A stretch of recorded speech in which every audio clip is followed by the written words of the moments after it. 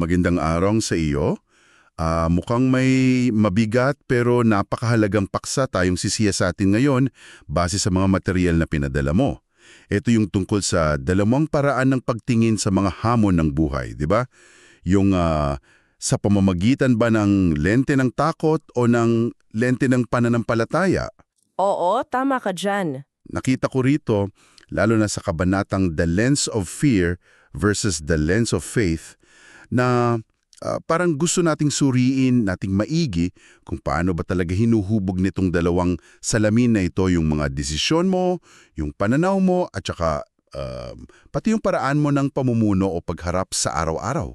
Tama. So, ang mission natin ngayon, himayin natin itong psychological at spiritual aspects nito para magamit mo itong kaalaman na ito para maging mas matatag at epektibo ka. Okay, simulan na natin. Sige, game. Maganda yung analogy ng lente, ano. Kasi isipin mo, ang takot, parang totoo yung sinabi doon, para siyang salamin sa perya, yung funhouse mirror. Oo. Yung nakaka-distort. Oo, binabaluktot niya yung realidad. Yung maliit na problema, bigla na lang nagiging dambuhala sa paningin mo. Tapos yung mga posibleng solusyon, parang nawawala. Nawawala, oo. Sa kabilang banda naman, yung pananampalataya, ayon sa source mo, para siyang malinaw na teleskopyo. Okay. Nagbibigay ng linaw, ng tamang perspektibo. Tinutulungan kang makita yung mga posibilidad na, hindi nakikita ng iba, o kaya yung bigger picture sa kabila ng mga problema sa harap mo. Okay. Malinaw yung contrast sa epekto. Pero, paano ba ito gumagana sa loob natin? Siguro simulan natin dun sa sinasabi ng psychology tungkol sa takot. Bakit nga ba ito nagpapalabo ng paningin? Well, sa pinaka-basic niya, ang takot kasi, survival mechanism yan, yung kilalang fight, flight, or freeze response. Oo. Fundamental. Napaka-useful niyan. Kung halimbawa, may tigre ngang humahabol sa'yo. Pero sa modernong buhay, di ba, hindi naman tigre madalas yung kalaban natin. Hindi nga. Mas madalas, takot sa presentation. Oo. O takot malugi yung negosyo. Baka ma-reject. O baka may masamang mangyari sa pamilya. Ang problema, yung sinaunang response na yun, minsan nag-overreact eh. So anong nangyayari sa pag-iisip natin pag ganon? Nagkakaroon tayo ng tinatawag na tunnel vision. Para kang may takip sa mata, tapos ang nakikita mo lang ay yung kinatatakutan mo. Nakafocus lang dun. Oo, lahat ng ibang detalye, yung mga opportunities, yung resources na nandyan naman, parang hindi mo na mapansin. Isa pa, nagkakaroon din tayo ng confirmation bias. Yung hinahanap mo yung magpapatunay sa takot mo. Yung unconsciously, mas napapansin natin o hinahanap natin yung mga info na nagpapatunay dun sa kinatatakutan natin. Kung takot kang bumagsak ang ekonomiya, mas papansinin mo yung mga nega news kaysa sa positive. Makes sense. At ito, importante, pinapahina nito yung function ng prefrontal cortex natin. Ito yung parang CEO ng utak, di ba? Yung para sa critical thinking, long-term planning, problem solving. Okay? Kapag high alert ang takot, para bang nag-o-offline yung CEO. Kaya mas nagiging reactive tayo, impulsive, imbes na maging strategic at reasonable. Grabe. So, hindi lang pala siya basta pakiramdam. May scientific basis pala talaga yung pagiging paralyzed o irrational natin minsan. Pero, nabanggit din sa source mo na hindi lang ito hanggang psychology. May mas malalim pa raw itong dimensyon, lalo na sa pananaw ng pananampalataya. Oo, dito talaga papasok yung pinakamensahe ng material mo. Mula dun sa Christian perspective na ginagamit ng source, ang takot kasi hindi lang psychological phenomenon. Isa rin siyang spiritual battleground. Battleground, okay. Napansin mo ba sa Biblia, isa sa pinaka-inuulit na utos ng Diyos ay huwag kang matakot. Paulit-ulit yan. O nga no, bakit kaya? Kasi siguro, alam ng Diyos kung gaano ka-destructive ang takot sa relasyon natin sa Kanya at saka sa pagtupad natin sa layunin niya para sa atin. Sabi nga sa 1 John 4:18, 'di ba? Basically, ang perpektong pag-ibig, yung pag-ibig ng Diyos, nagtataboy ng takot. Kasi ang takot may kinalaman daw sa parusa o sa pakiramdam na hindi ka katanggap-tanggap. So parang sinasabi na kapag nagpapadala tayo sa takot, parang may issue sa pagtitiwala natin sa pag-ibig at kapangyarihan ng Diyos. May ganun. Parang ganun na nga. Ang takot, sa spiritual sense, madalas siyang manifestation ng unbelief o kakulangan ng tiwala sa Diyos, sa kanyang character na siya'y mabuti, sa kanyang kakayahan na siya'y makapangyarihan, o sa kanyang pangako na siya'y tapat. Para mong sinasabi sa sarili mo at sa Diyos na rin siguro, mas malaki itong problema ko kaysa sa Diyos ko. Naalala mo sina Adan at Eva sa Genesis 3. Pagkatapos nilang kumain ng bawal. Exactly. Pagkatapos nilang sumuway, ano yung unang-unang emosyon nila? Takot. Takot nga. At ano yung ginawa nila dahil sa takot? Nagtago sila sa Diyos. Yun yung epekto ng takot itinatago tayo. Pinipigilan tayong lumapit sa Diyos, harapin yung katotohanan. Grabe ang linaw nung connection. May binigay na example yung source mo na classic talaga yung kwento ng 12 espiya sa Numbers 13 to 14. 12 leader yun, di ba? Pinadala para tingnan yung promised land. Oo, exactly. Parehong-pareho yung lugar na pinuntahan nila. Pareho yung nakita nilang lupaing, mayaman. Pero totoo, may mga dambuhalang kalaban, may matitibim na pader. Same data, kumbaga. Same data, pero iba yung report. Magkaibang magkaiba. Dahil sa lente na ginamit. Yung 10 ginamit yung lente ng takot. Ang report nila, oo, maganda nga yung lupain. Pero, laging may pero, ang lalaki ng mga tao doon, para tayong mga tipaklong kumpara sa kanila, hindi natin sila kaya. Dinagdagan pa yung takot. Oo, nakita nila yung problema, in-exaggerate pa, tapos ang crucial, kinalimutan na nila yung Diyos na naglabas sa kanila sa Ehipto. Inalis nila si Lord sa picture. Anong resulta? Nagpanik yung buong Israel, nagrebelde pa nga, at ayun, nawala ng pagkakataong makapasok sa lupain. Ang laking consequence. Nakakatakot nga yung naging epekto. Paano naman yung dalawa, sina Joshua at Caleb? Sila naman, ginamit yung lente ng pananampalataya. Nakita rin nila yung mga higanti at pader. Hindi sila nagbulag-bulagan, Hindi denial. Hindi denial. Pero ang report nila, tara na, sugurin na natin sila. Kayang-kaya natin sila. Parang tinapay lang natin silang kakainin. Grabe yung confidence, di ba? Oo, ang tapang. Saan galing yun? Galing yun sa pagsama nila sa Diyos sa equation. Ang sabi nila, kung nalulugod sa atin ang Panginoon, dadalhin niya tayo roon. Huwag kayong matakot sa mga tao roon. So hindi nila minamaliit yung challenge, pero mas malaki yung tingin nila sa Diyos kesa dun sa challenge. Yan yung pinagkaiba ng dalawang lente in action. Kitang-kita. Wow. Talagang kitang-kita yung impact. Ito na siguro yung tinutukoy dun sa source mo na perspective advantage, yung parang kakaibang bintahe sa pananaw na dala ng lente ng pananampalataya. Ano ba talaga itong advantage na to? Parang superpower ba to o ano? Pwede mo sabihing parang ganon, pero hindi siya magic. Ito yung advantage na magkaroon ka ng linaw, ng clarity, sa gitna ng kalituhan. Yung tapang, courage sa harap ng panganib, at saka yung kakayahang makakita ng mga solusyon at oportunidad, yung creativity and resourcefulness na hindi basta nakikita ng mga nababalot ng takot. Okay. Ito yung kakayahang magtanong ng paano kaya kikilos ang Diyos dito?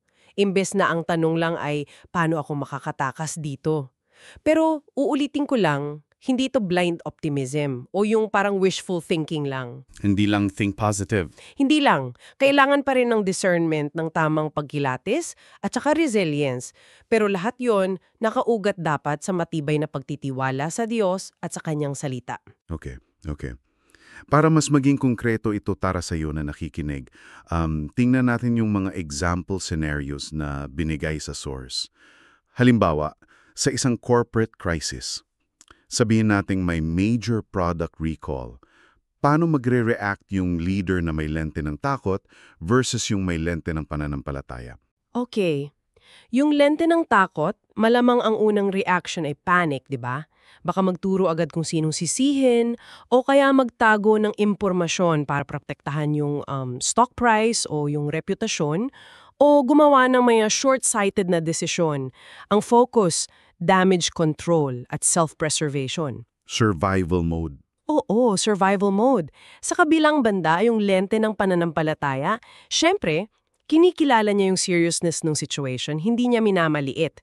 Pero siguro ang unang gagawin, manalangin para sa wisdom. Ah, okay. Tapos, magiging transparent, aakuin yung responsibilidad, uunahin yung ethical response at yung pag-aalaga dun sa mga naapektuhan, titingnan yung krisis, hindi bilang katapusan ng mundo, kundi bilang isang pagkakataon para matuto, mag-improve, palakasin yung kultura ng kumpanya at ipakita yung integrity. Ang focus, integrity and long-term redemption or growth. Grabe. Ang laking pagkakaiba sa approach at syempre sa potential outcome. Isa pang common scenario, lalo na sa mga nasa ministry o kaya service-oriented work, burnout. Paano nag-a-apply yung mga lenta dito? Nako, totoo yan. Ang takot kasi sa ministry, madalas nagdi-disguise as dedication or responsibility. Yung tipong, takot akong ma-disappoint yung mga tao. O kaya, takot akong bumagsak itong ministry kung hindi ko gagawin lahat. Ah, yung pressure na yun? Oo. Ang resulta, yung leader, ayun, nag-overwork. Napapabayaan yung sarili, yung pamilya, pati yung relasyon sa Diyos. Kasi ang nasa isip niya, it all depends on me. Yan yung highway papuntang burnout. Talaga. Delikado. Yung lente ng pananampalataya naman, kinikilala niya yung sarili niyang limitasyon at kinikilala niya yung sovereignty ng Diyos. Naiintindihan ng leader na siya katiwala lang. Hindi siya yung may-ari ng ministry. Steward lang. Oo, steward lang. Kaya natututo siyang mag-delegate, magtiwala sa iba, mag-set ng healthy boundaries, at inuuna niya yung spiritual health at pahinga. Kasi alam niyang Diyos ang nagpapatubo, hindi lang yung pagod niya. Mahalaga yon. At yung pangatlo, yung pagharap sa innovation o kaya bagong direksyon na may risk.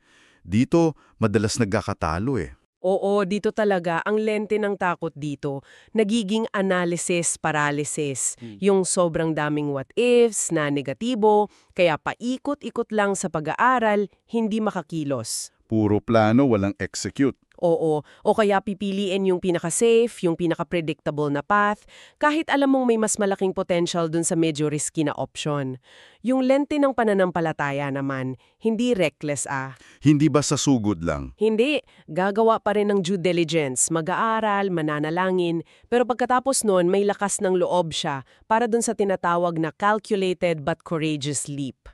Calculated but courageous. Okay. May tapang na kumilos kahit hindi 100% sure ang resulta kasi ang tiwala niya nasa gabay ng Diyos. At tinitingnan niya yung uncertainty hindi lang bilang threat, kundi bilang isang espaso kung saan pwedeng kumilos ang Diyos in surprising ways. Okay.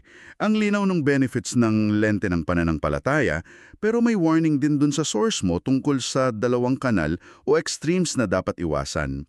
Ano yung una? Yung sobrang takot ba?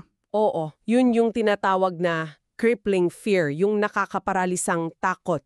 Ang nakakalito dito kasi madalas siyang nagbabalat kayo. Kunwari, wisdom daw siya, o prudence, o pagiging responsible. Ah, nagpapanggap? Oo, ito yung leader na laging may dahilan para hindi kumilos, para maghintay pa, para mag-aral pa. Sobrang ingat na nauuwi na sa stagnation. Naalala mo yung lingkod sa Matthew 25 na binigyan ng isang talento? Oo, yung ibinaon yung talent. Yun. Ang sabi niya, natakot ako kaya itinago ako.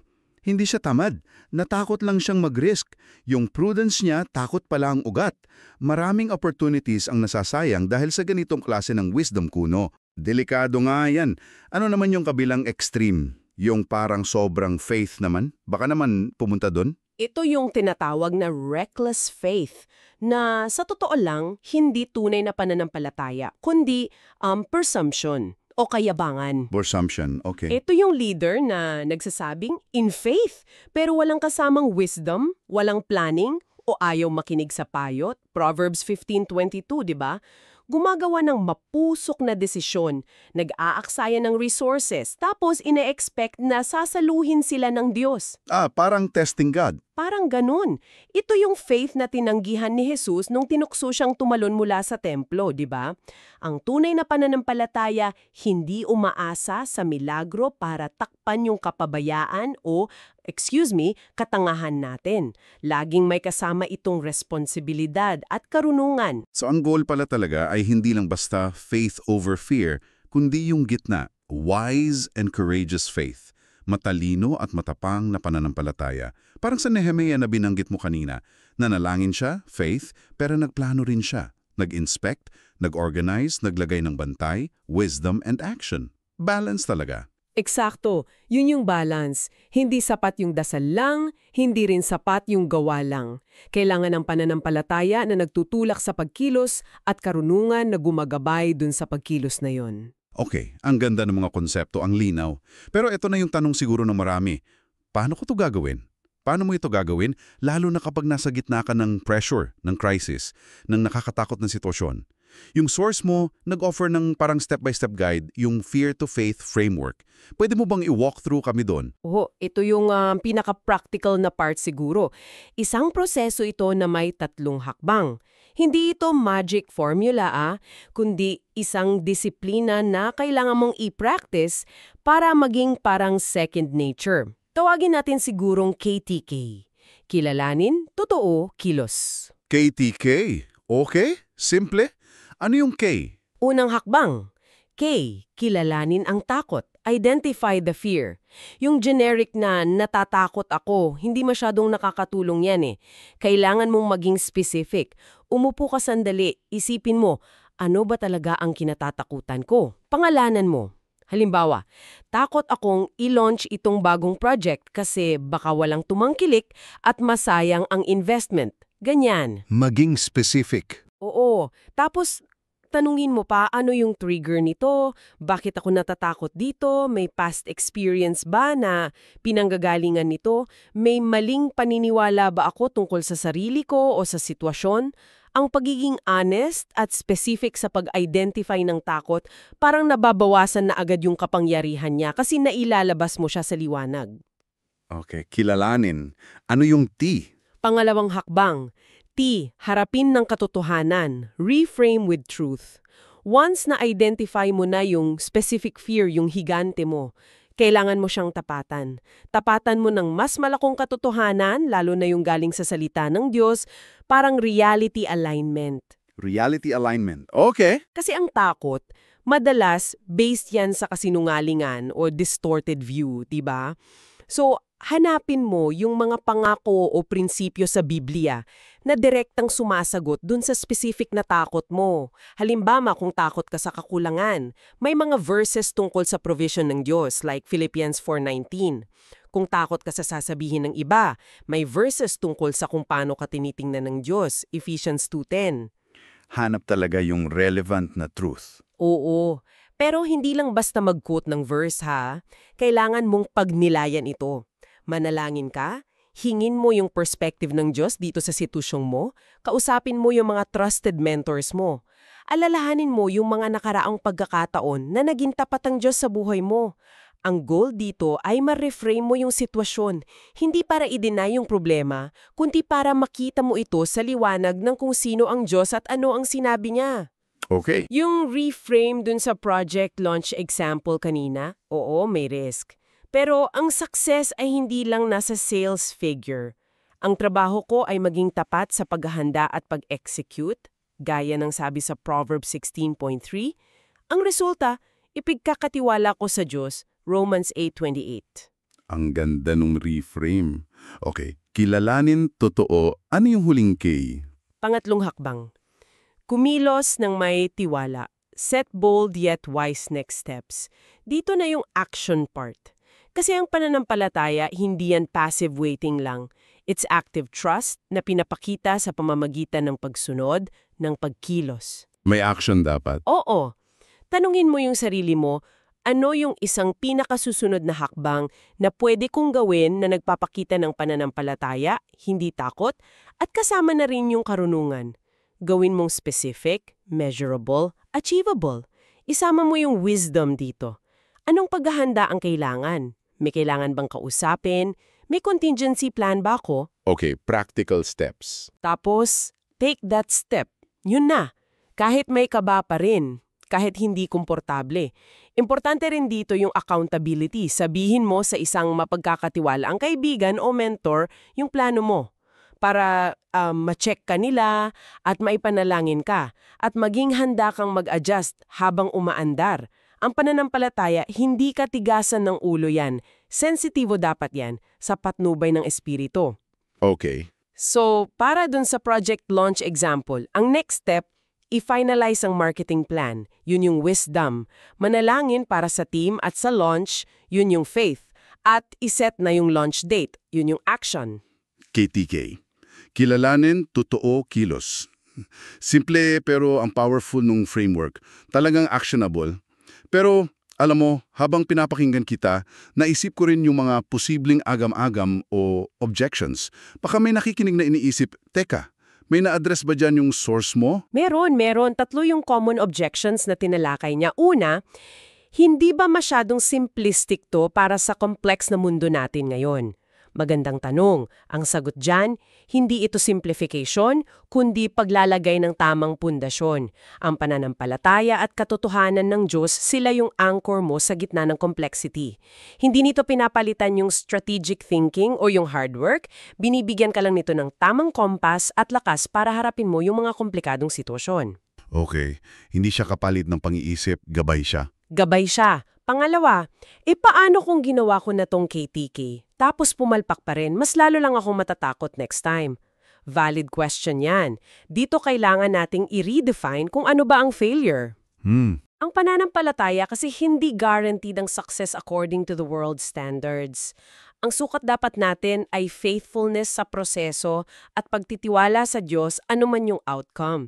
Yung pagkakamali o pagkabigo sa paningin natin, baka yun yung paraan ng Diyos para ituro tayo sa ibang direksyon o hubugin yung karakter natin o baka may mas malalim na lesson siyang gustong ipaintindi, di ba? Gaya ng sabi sa Romans 8:28. Parang sina Shadrach, Meshach, Abednego.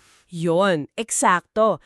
Kaya kaming iligtas ng Diyos. Pero kahit hindi kami yuyuko. Yung faith nila nasa Diyos, hindi dun sa specific outcome na maliligtas sila. Ang lalim nun. Okay, ano yung pangatlo? At pangatlo, paano ko malalaman kung ito ba'y tunay na faith o baka self-ambition ko lang na binihisan ko ng spiritual language? Critical question to para maiwasan natin yung reckless faith kanina. Oo nga, paano malalaman? Ang sagot dito, wala talagang shortcut. Kailangan ng patuloy na spiritual disciplines, humility, para kaninong glory ba to, prayer, hinahanap ko ba talaga will ni Lord o gusto ko lang i-bless niya yung will ko, checking with scripture, align ba to sa principles ng Diyos, paghihingi ng payo sa mga godly mentors, at constant examination ng motives natin. Isa itong lifelong process ng paglapit sa Diyos, hindi one-time check lang. Malinaw yan. Kailangan ng constant checking at humility. So, para sa iyo na nakikinig, ang pinaka-takeaway siguro dito, yung lente na pinipili mong gamitin sa araw-araw, takot o pananampalataya, ay may malaking epekto. Hindi lang sa isang desisyon, kundi sa buong trajectory ng buhay mo, ng leadership mo, ng peace of mind mo, at ng impact mo sa ibang tao. Oo, at ang hamon talaga sa atin ay ito, isang aktibong pagpili ang paggamit ng lente ng pananampalataya. Hindi siya automatic eh. Kailangan mong piliin ito consciously, araw-araw, sa bawat sitwasyon, maliit man o malaki. Nakakahawa rin kasi ang perspective. Ang mga tao sa paligid mo, sa trabaho, sa pamilya, sa komunidad, kailangan nila ng mga modelo. Mga taong hindi napaparalisan ng takot, kundi mga taong may linaw at tapang dahil nakasandal sila sa mas malaking katotohanan, sa Diyos. Kaya ang paanyaya namin sa iyo, subukan mong gamitin yung KTK framework, kilalanin totoo kilos sa isang specific na takot na hinaharap mo ngayon. Kahit maliit lang muna. At kasabay nun, palaguin mo rin yung mga spiritual habits mo na magpapatibay ng pananampalataya mo. Pagbabasa ng salita, pananalangin, yung community mo. At habang natututo ka, baka pwede mo ring i-share ito sa iba. Oo. At bilang panghuling food for thought na lang para sa'yo, paano kaya kung bawat challenge, bawat setback, bawat failure na darating sa'yo, ay susubukan mong tingnan hindi bilang isang dead end, isang pader na hindi malalagpasan, kundi bilang isang potensyal na pintuan? Isang pintuan. Oo, isang pintuan para kumilos ang Diyos sa paraang di mo inaasahan o isang pintuan para matutunan mo ang isang mahalagang aral na kailangan mo para sa susunod na level. Paano kaya nito babaguhin ang pagharap mo sa susunod na higante sa iyong buhay o pamumuno? Pag-isipan mo yan.